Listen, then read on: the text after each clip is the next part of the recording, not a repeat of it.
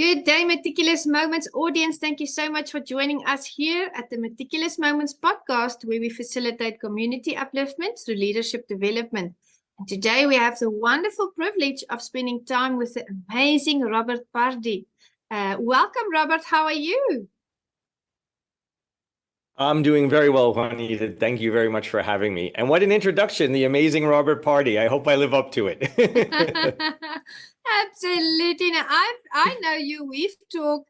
We've had a virtual coffee. We've been talking on Messenger as well. So, and we see each other in the Connected Leaders Academy group as well. But for those in the audience that are not acquainted with you yet, I'm just going to read your bio. Robert Pardi is one of those rare individuals who embraces change and lives by a philosophy he calls possibility in action. After experiencing the devastating loss of his young wife to metastatic breast cancer, Robert reimagined his life and left the world of finance to share the many lessons he learned throughout his life's journey. Those lessons included intentionally crafting the next chapter of his life by dismantling limiting beliefs, interrupting habitual thinking, understanding the story he wanted to look back on, and realizing that taking chances is where all our power lies. He knows firsthand how overwhelming it can be to face adversity and uncertainty, but he also knows the power of taking small steps towards big goals. As a possibility coach, Robert is committed to helping people bring desired possibilities into their reality.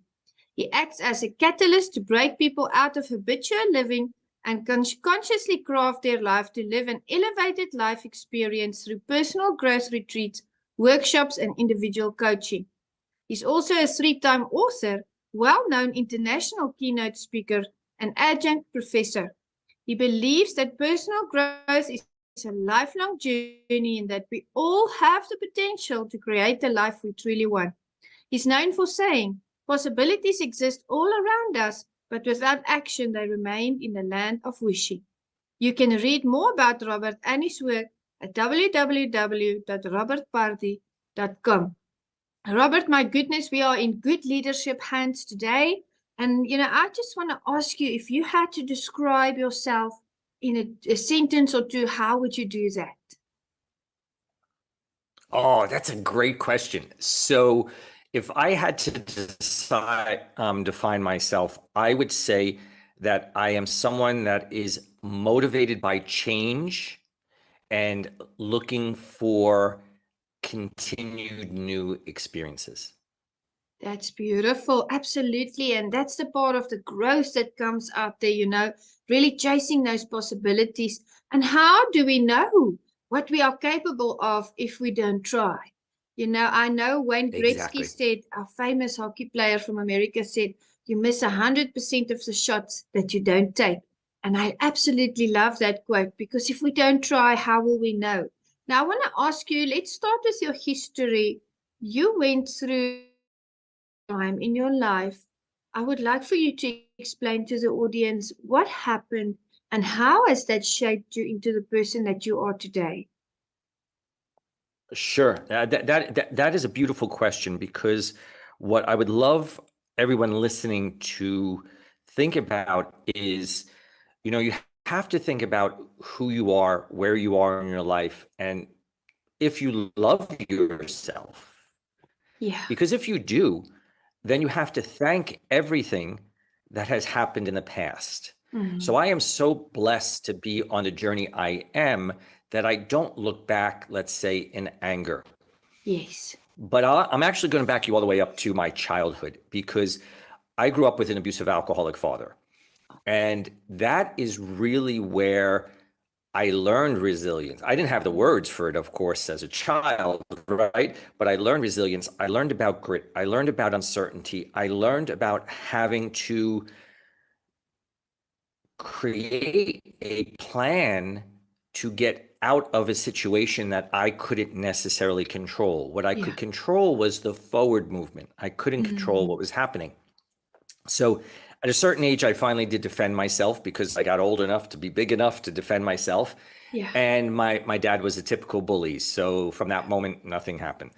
And my idea as a child, because I grew up with Dynasty and Dallas and Ronald Reagan and Gordon Gekko and Wall Street. So in my mind, money was going to be the saving grace. That was what I needed to do to change my life. So I didn't pursue investment banking as a passion. I was good at math, but it was more money is what makes life wonderful from my child's point of view. Worldview. So I then in university met the most amazing woman. She was a young woman at the time. She was 17, I was 19, and we immediately fell in love. Yeah. And literally at the height of our everything, we got married very young. I was 23, she was 21. Yes. At the pinnacle. So I had just graduated Columbia University. I was recruited by the Abu Dhabi Investment Authority, and I was the youngest senior portfolio manager they had ever hired. My wife was in the MD PhD program at Mount Sinai. She was just completing her PhD, and she was diagnosed with late stage breast cancer. And this was right before her 31st birthday. Oh, no. So, of course, that was a huge shift, right? That's one of those tectonic shifts in our life. Yeah. And my wife and I we did really have an amazing relationship, and we were great communicators. She really wanted just to be a patient, even though she was studying to be a doctor. And so she asked me to be the person that spoke to the doctors. Yeah. So for the longest time, she did not know the size of her tumor. She did not know the lymph nodes, the number of lymph nodes. She didn't know anything about her state of being. She just knew she had cancer and wanted to deal with it. Other than that, she didn't want to know anything. So as I played that buffer and I realized that the cancer was spreading, I decided to leave my career. And at that time, I had co-founded a private equity company in Dubai because it gave me the flexibility of going back and forth, and I could spend more time with her. Yeah. But then I just decided to leave everything. And I did not need to be her caregiver because she was self-sufficient, really. But I wanted her to achieve her dreams. And with metastatic breast cancer, she became the founding director of palliative care at New York Hospital. Fantastic. And what I realized, that it's just absolutely incredible how it all unfolded. She was getting chemo every other Friday for 11 years. She never stopped chemo. Yeah. She went through a stem cell transplant. She had a radical mastectomy, and then she had the bilateral, plastic surgery and all kinds of other stuff. Liver, we had to remove part of her liver, all this stuff, but she became the founding director of palliative care. Yeah. And what I realized is the role I played was I inadvertently became her life coach, even though I was an investment banker. Yeah. And so when she passed away, the little child in me said, oh no, we need money, because she was young when she was diagnosed. We didn't have life insurance. An 11-year journey with cancer is not cheap. No. Back then, it was very hard to find organic food. It was very hard to find any supplements that we can think of now. Like you can find a supplement that's mushroom and this. And I remember ordering organic wheatgrass from California and having it FedEx to me. Wow. So there was no money left when she passed away. Actually, there was a lot of debt. So the kid in me said, go back and make money. And as I was making the money, internally, I felt huge conflict, not because money is bad, but because my perspective had changed. And I was like, something's not right here. And what I started to think about, and this is the interesting thing about loss, because whether it is a loss like I had also, by the way, I also had a company that went bankrupt during COVID. So, financial losses as well. But loss in general has a lot to do with your own identity. Yes. When you suffer loss, you lose part of your identity. The world doesn't feel safe. And so as I was reconstructing myself, and I say all the time that when we suffer a big loss, that creates rubble. And it's for us to look at that rubble and create a mosaic.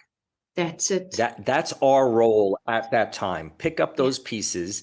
And what happens is During loss, you fall apart. Mm. Our role is to fall back together, whole but different. Yeah. And so I was putting those pieces together. I was thinking of, well, what's the story I want to look back on when I'm on my deathbed? What do I want to look at? The word try before. I use the word more attempt because so many people today use try as an excuse. I'll try, but they really in the back of their mind are like, I know all the reasons it's not going to happen, but I'm going to try. So the word attempt, I feel might sometimes be a little more empowering. So I said, well, I want to attempt to live this incredible adventure.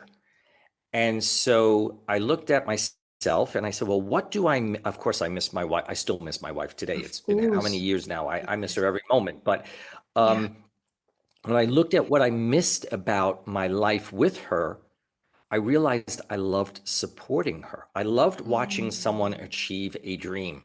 Yeah. And so I said, well, that's life coaching.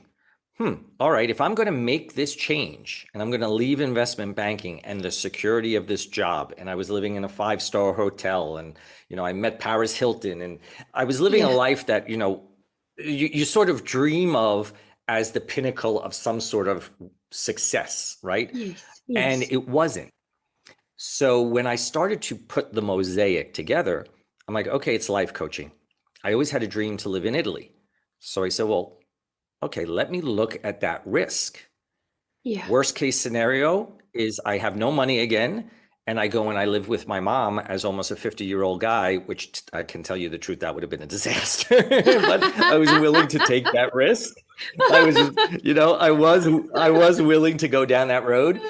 And so I showed up in Italy with literally 2 suitcases because I had given all of our stuff away after my wife passed away. Also, I had to move because it was hospital housing. It was part of her job. It wasn't our apartment.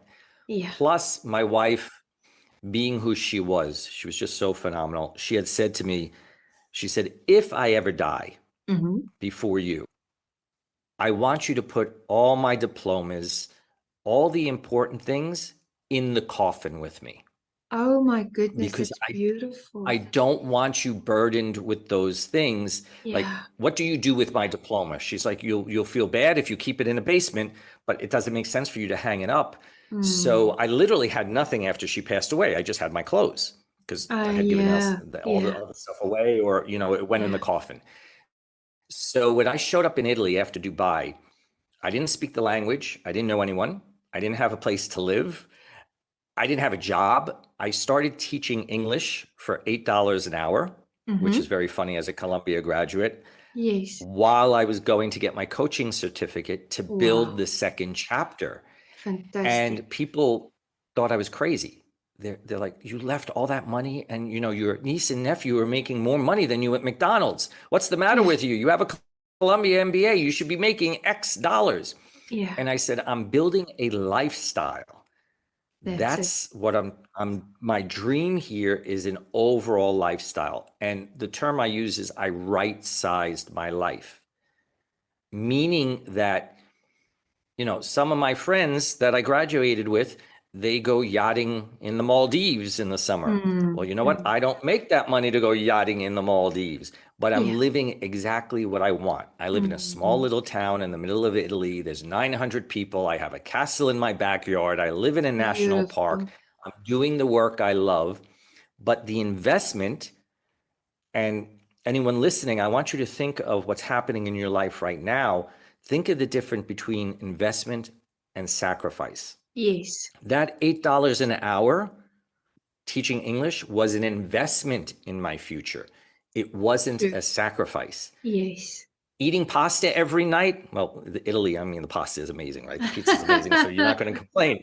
But if you eat a piece of pizza every night for a month, somebody could say, well, that's a sacrifice. But no, that was an investment in making sure I had the time, the money, the resources, and everything else to build possibility in action.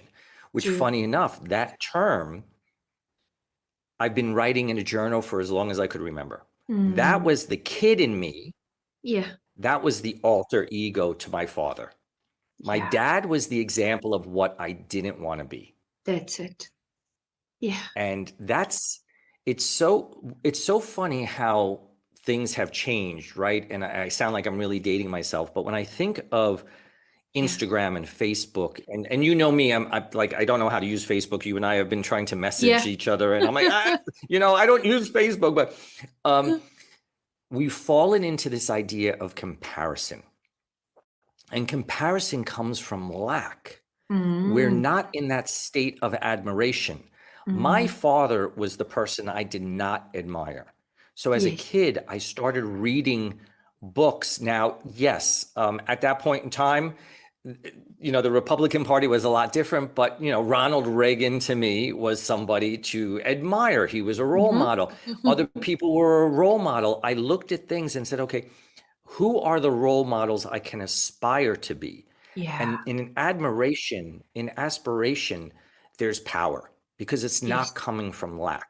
Yeah. Comparison is corrosive. We're comparing ourselves to people and we feel like we don't have what we need or should have. And so part of this, that's a long answer to say that I think Yeah.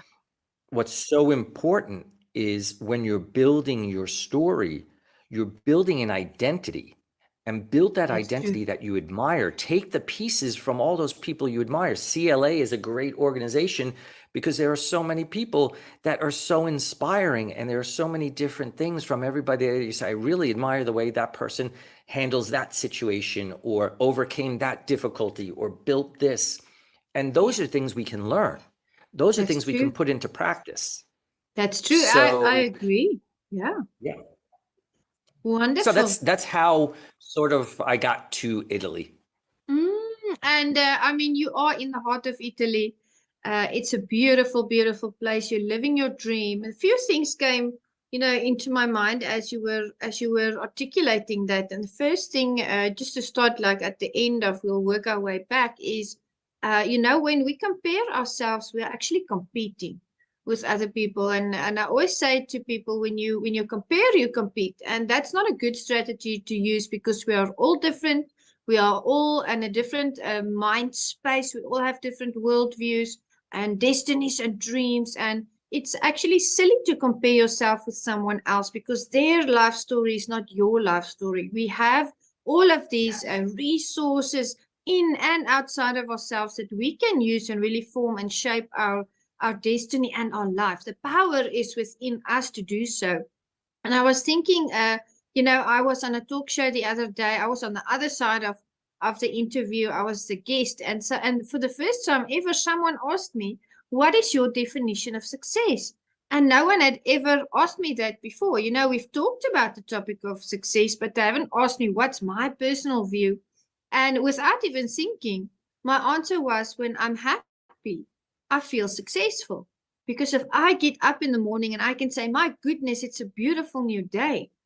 I can do this and this and this, and I can go there and I can plan the next thing, then I feel happy. I feel successful. I feel empowered because now everything I put Sure. work into is a passion for me. And I think people really miss that point sometimes. They chase, and we've all done that, Robert. We chase the wrong things because we have these world views. And it's only when you start to get to Yes. know yourself that you get to know the world around you and others. And I think that was the process also that you went through. I went through a similar ordeal, and I love the image and the example that you use of the mosaic, because in 2020, my brand's name is Meticulous, and I always call it the 4 M's fell apart. Because of COVID, my ministry fell apart because all the churches closed. We could no longer minister and build relationship. People Sure. moved, people passed away. It was such a life-changing event. My marriage fell apart because the ministry fell apart and for other reasons as well. I almost wasn't able to complete my master's because it was difficult to get to the lecturers. It was difficult to, take everything all online at the same time. And my mom passed away from stage 4 brain cancer. And I call it the 4 M's. And it's ironic because I illustrated that last year. I believe I was I can't remember the name of the show, but they asked me about that. I think it was with Austin J. Haynes at Flashpoint. And I illustrated in that interview how I took those broken pieces, the 4 M's of my life, and I made a new M. And I said I made a mosaic M because I love to do mosaic and art.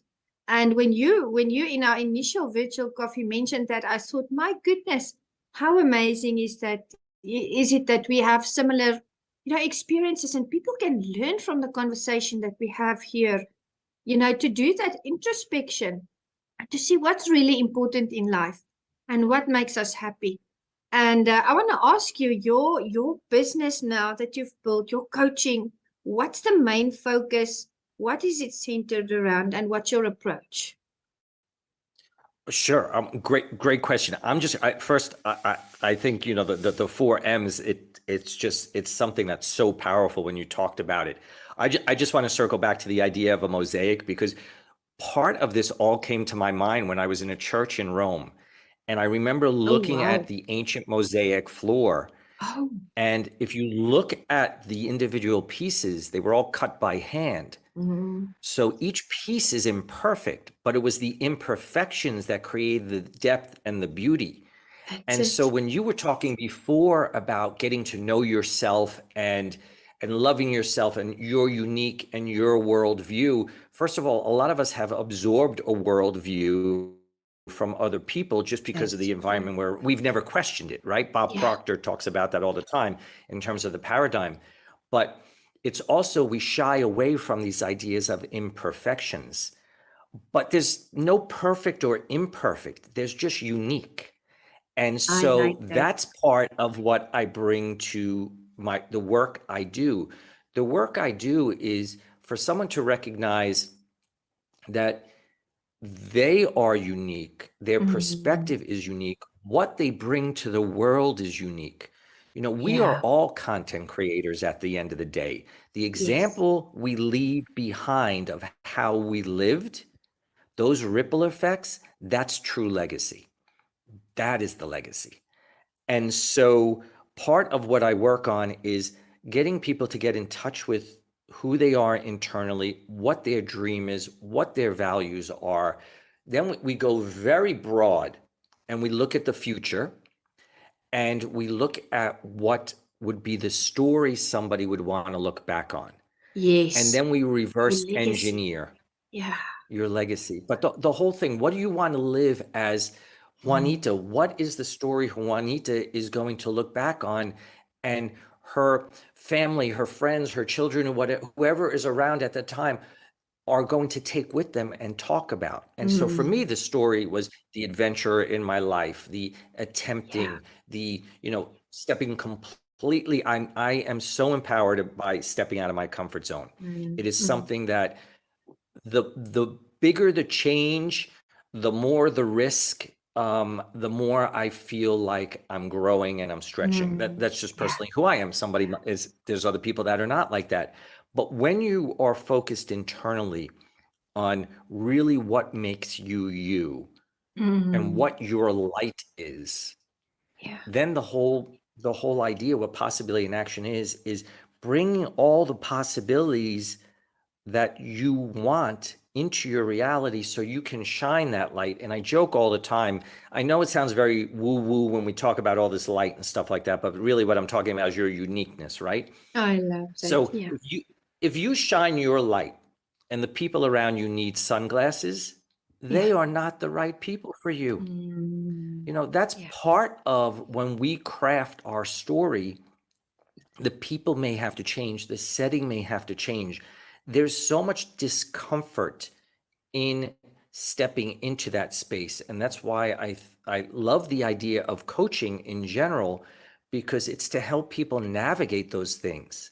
And so possibility in action is that's what it all is. The methodology itself, yes, I could say that, I have this methodology drive, which we start off with discover, and, we go through Mm, validation and execution and all of that.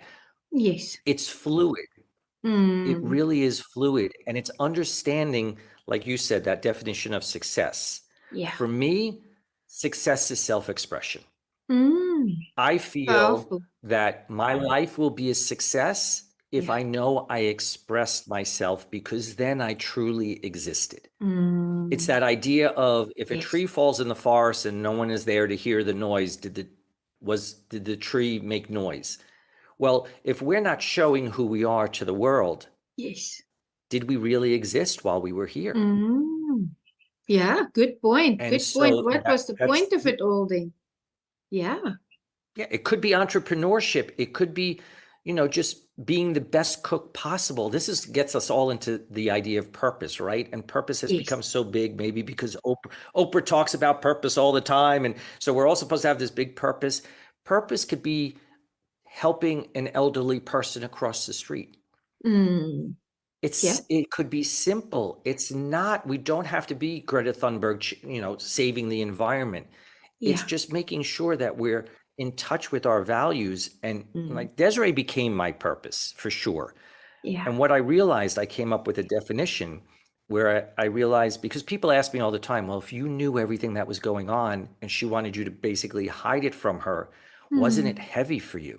Like when I knew the cancer was spreading and so forth. Yeah. And I said, you know what? I realized it was the gift I could give her. So it was Yes. purposeful.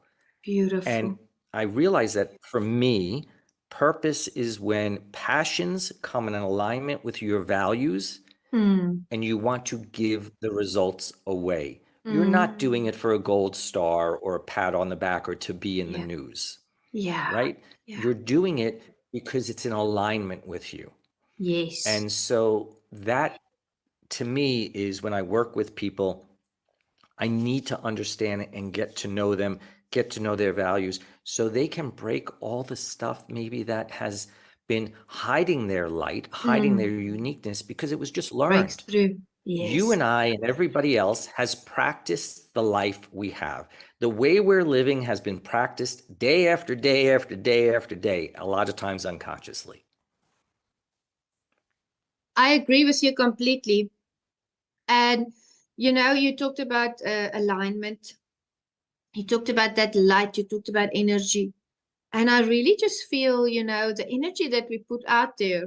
And this is something that we read in different. It's spoken in different ways. It's written in different ways. But really, the energy you put out there is the energy that you attract. And I believe that you work with people that really want to take that jump, that really want to go on that adventure, that really want to try and stretch themselves, their limits, their beliefs, the systems that they grew up with, their worldviews, and they want to change and make a better life for themselves and be happy at the end of the day, doing what they love and loving what they do, as they would say.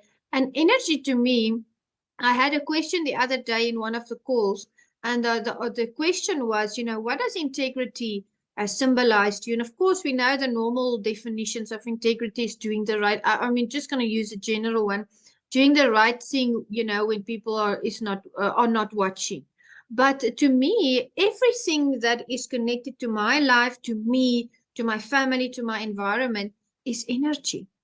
And when I align my energy with certain morals and values, then I put that energy and that light out into the world and I attract the similar energy. So, what I do as a practice in the morning, kind of as my meditative time, is when I wake up, I first acknowledge my thoughts.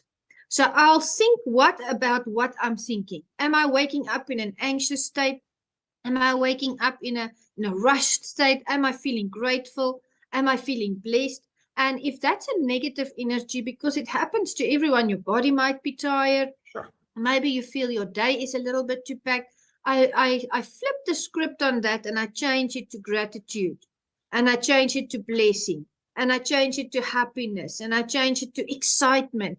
But to come back to the integrity, if we live in our personal energy, because this is energy, everything on my table is made of energy, and energy cannot be it can be moved, but you cannot completely get rid of it. So when I start to live with integrity in myself, if I'm true to myself, if I'm honest with myself, that energy is the energy that I exude. And then I attract people that have the same morals and the same values. And it's very important that we understand each obstacle that we face is made of energy. It's negative energy. And the power lies within you to speak to that energy and to move it out of your way. So if I have something that goes horribly wrong, and believe me, I've had days like that, I speak to that energy and I say, this is not my reality today.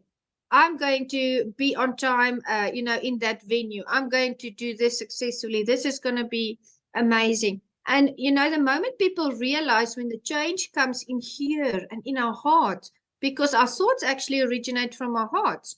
And I don't preach Yes. on meticulous, but I was a pastor for 15 years. And the scriptures do say, as a man thinks in his heart, so is he. So I always teach that the thought starts here.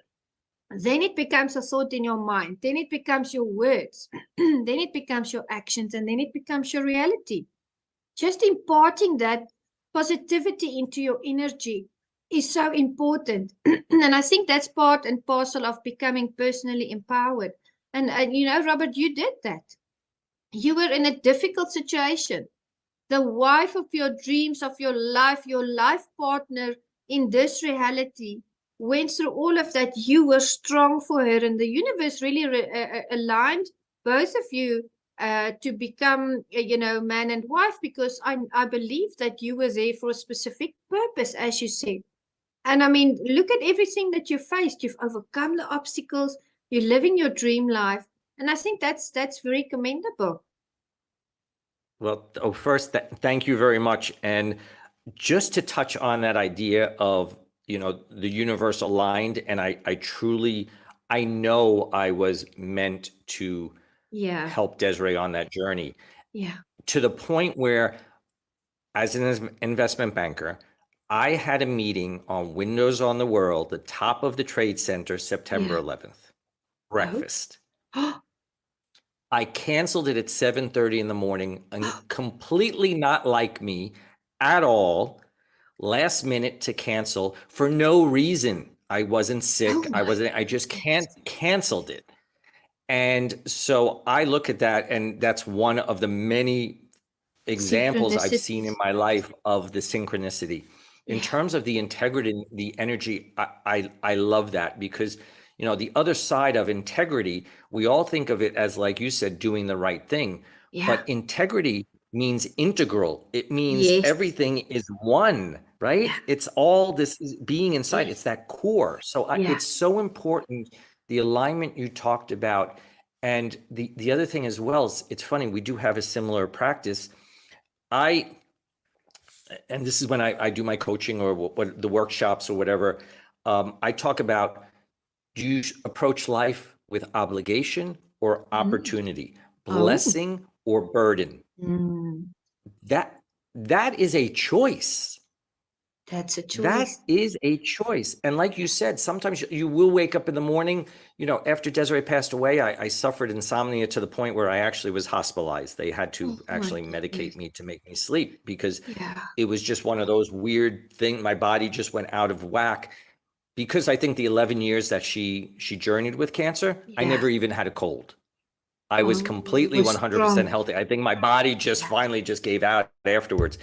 But the thing is, if you wake up in the morning and you feel that negative energy, it's your choice, like you said, to clear it, acknowledge it, and then move it out.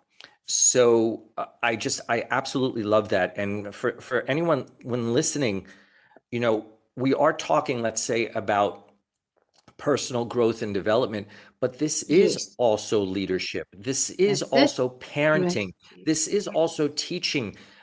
The more we learn how to shift that energy, the more we're communicating those possibilities to other people. And so therefore, like you said, it starts in the heart, and then it becomes the words, and then it becomes actions.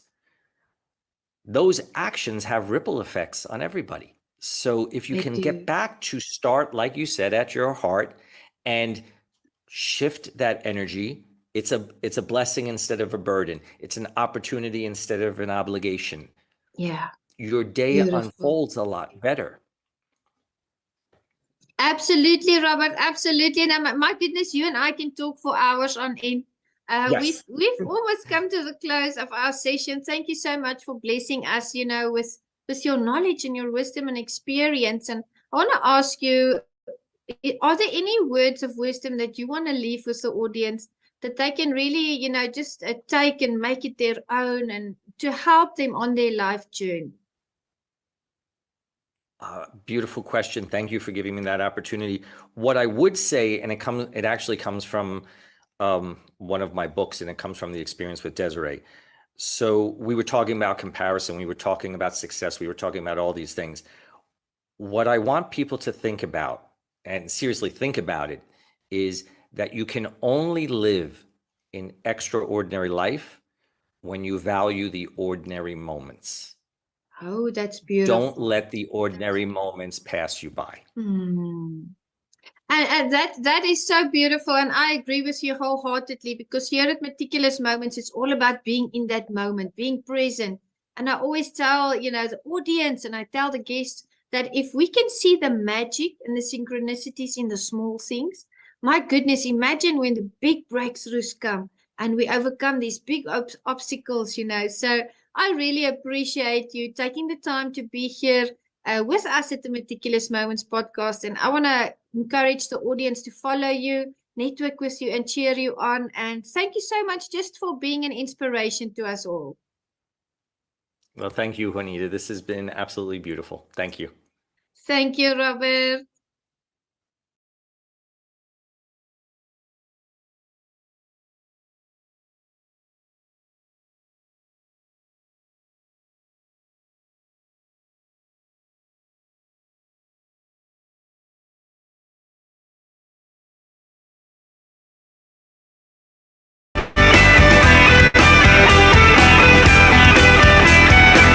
Hi, my name is Jose Escobar, and I'm the founder and CEO of the Connected Leaders Academy.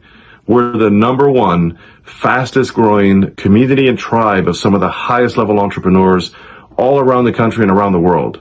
We're in 36 states across the U.S., in 11 international countries, and over 240 plus members, growing every single day. And I'm honored, excited, and I'm glad to say that I'm proud to be the official sponsor of the Meticulous Moments podcast with Juanita Kapp. Thank you so much for the opportunity. I'm excited for this journey. Hey everybody, my name is Patrick Rude. I'm the owner of Rude Financial Services, a proud sponsor of the Meticulous Moments podcast, hosted and directed by the beautiful, strong, and intelligent Juanita Kapp. I cannot tell you enough about what this woman has done with this podcast and the effect that she has had on me and all of the other sponsors and people that listen. Don't miss it.